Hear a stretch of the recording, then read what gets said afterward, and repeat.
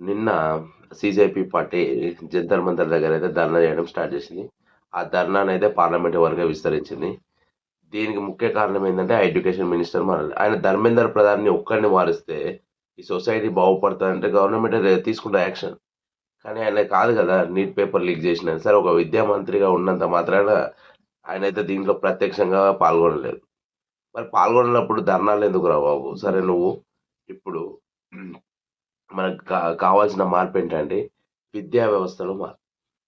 అది ఎందుకు మార్పు అంటున్నా అంటే, ఫర్ ఎగ్జాంపుల్ నువ్వు ఒక తెలుగు మీడియం స్టూడెంట్ లేకుంటే హిందీ మీడియం స్టూడెంట్ అయ్యి ఇంగ్లీష్ మీద పట్టు సాధించాలంటే మన వల్ల కాదు.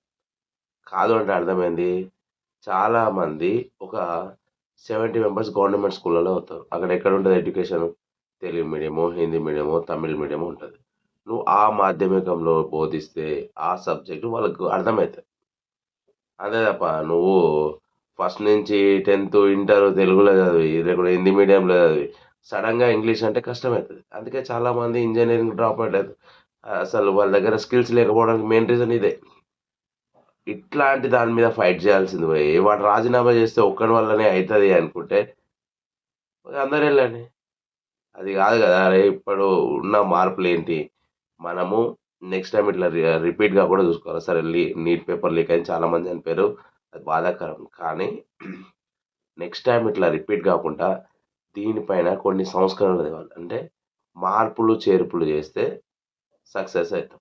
అంతే తప్ప వాడేదో అదే రిజైన్ చేసినంత మాత్రాన వ్యవస్థ మారుతదని మనం చెప్పలేం. కాబట్టి దీన్ని సీజేపీ పార్టీ అనేది నేను తీవ్రంగా ఖండిస్తున్నా. అంటే ఇట్లా చేయొద్దు. ఇంకా ఆల్టర్‌నేట్‌గా ఆలోచించి ముందుకెళ్ళాలని నేను అనుకుంటున్నా.